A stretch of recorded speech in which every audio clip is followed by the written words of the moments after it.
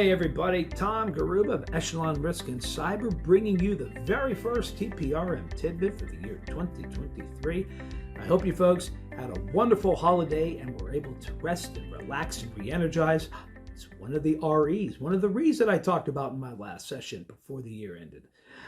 So I'm very happy to come back with this session here this week. I've already had some people reach out to me to ask me if I would be able to comment or provide some little tidbits of information and insight into doing assessments on fourth parties.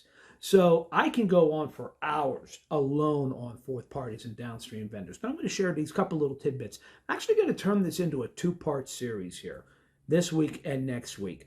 And perhaps down the line, I'll be addressing some other components, but want to touch on a couple of real critical components and kind of like dirty little secrets about when we're looking into doing analysis on fourth parties and other downstreams. Okay? First one here I want to share with you is a dirty little secret about third parties is you can't directly assess them if you don't already have a contractual relationship with them. So let me explain.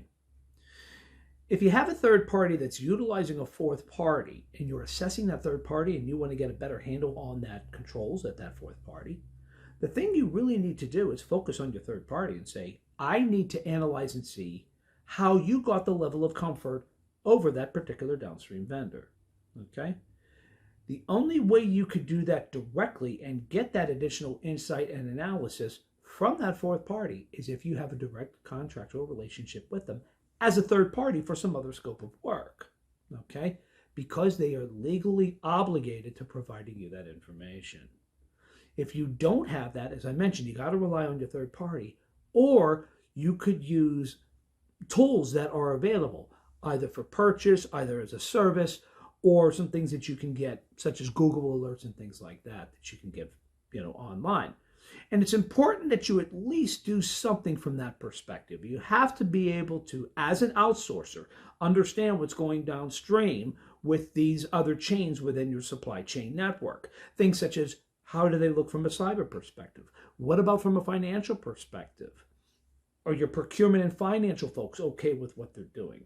What about from a business perspective? Are they a takeover candidate? Did they lose their position within the industry? Are they doing something in other parts of the world that you might not be comfortable with, which could tie into other risk components such as ESG, particularly on the social side? Are there any other things that are going on that maybe they have a lawsuit against them, or maybe you're starting to see some of the executives leaving the organization, and this may draw a pause as to why is this particular third party utilizing this fourth party with all of these, matters going on.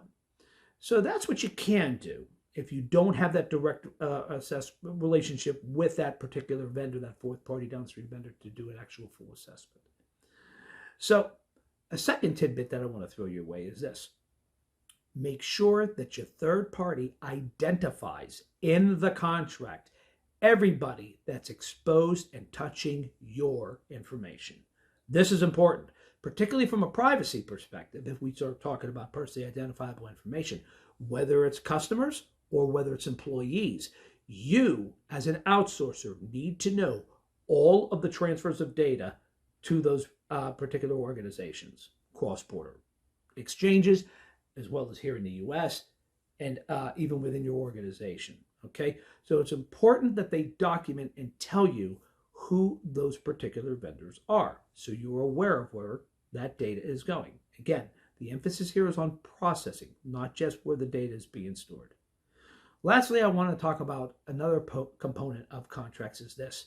Make sure you have specific information, specific language in the contract that states you reserve the right to reject the usage of a downstream vendor.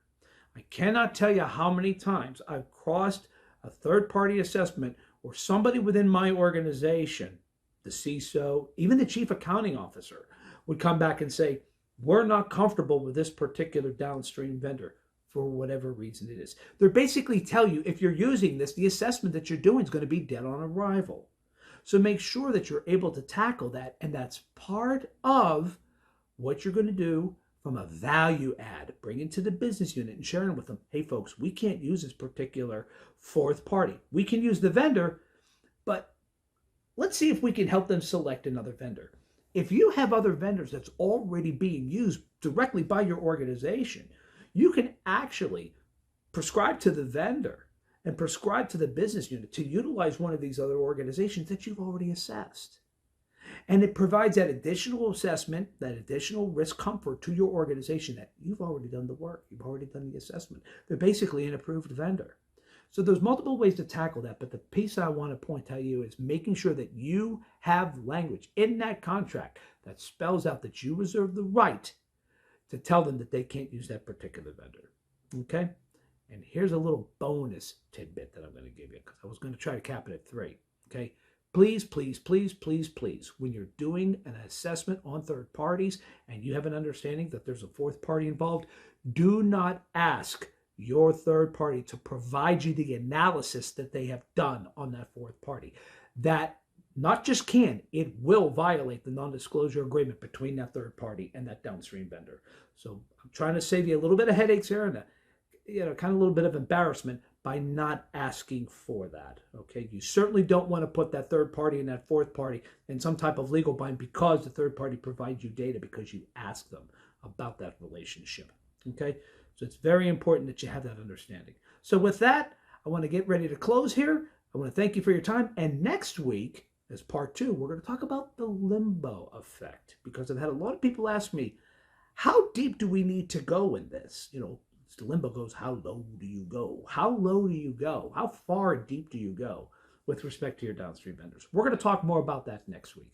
So with that, I want to thank you for joining. I wish you all a great 2023, a prosperous one and a successful one. And I look forward to seeing you all again next week. Cheers, everybody. Stay well and stay warm.